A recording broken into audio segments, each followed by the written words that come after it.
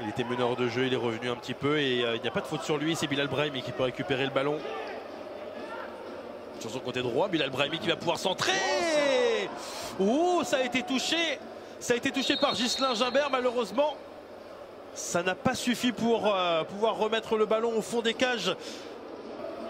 Ouais, c'est tout ce qu'on souhaite aux 100 et or, bien sûr, tous les supporters.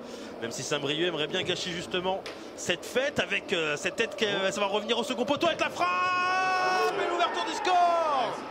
Et l'ouverture du score pour le Mans FC. Ouais, petite déviation au deuxième poteau. C'est vrai que ça lui a permis de se retrouver, de contrôler, d'enchaîner. Il enchaîne super rapidement.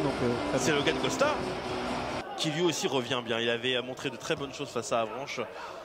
Et attention parce que là c'est le Méoté qui a pu passer. Le Méoté, est-ce qu'il va pouvoir armer? Finalement ça va revenir avec la vigne. Oh, ça passe à côté des cages de Pierre Patron. Et ben voilà, la réaction directement de la part du stade briochin à l'ouverture du score de Durel Avounou. Ouais, un coup franc bien placé.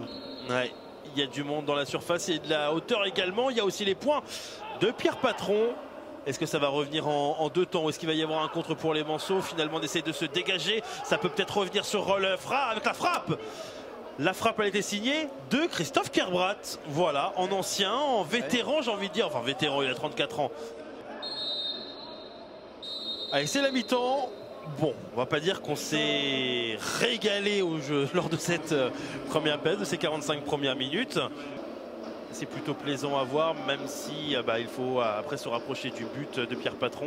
Et ça, c'est un petit peu moins évident. Ça peut peut-être être le cas maintenant. C'est bien fait la combinaison avec le centre derrière. Heureusement qu'il y avait le pied de Pierre Lemonnier, même si ça va revenir avec Allé, la frappe. Et l'arrêt de Pierre Patron. Sur le tout côté gauche, il y a une situation, une possibilité. Pourquoi pas? En effet, c'est trouvé.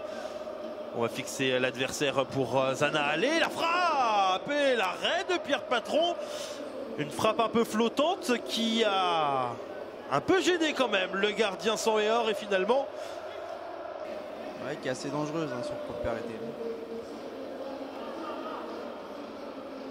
Et là du Tournier qui va pouvoir frapper. Ça passe à côté des cages de Pierre Patron. Il s'était peut-être un petit peu trop excentré sur ce coup-là.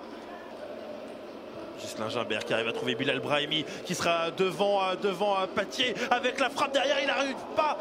Il n'a pas réussi à la remettre dans la cage vide. Le Méoté, oh c'est bien fait. Il va se retrouver seul face au gardien, face à Pierre Patron. L'égalisation. L'égalisation pour Saint-Brieuc. On en a dit il y a quelques instants. Ce serait pas illogique. Ouais, et là c'est sur une erreur, l'une des seules erreurs de la formation du Mans FC depuis le début de la rencontre.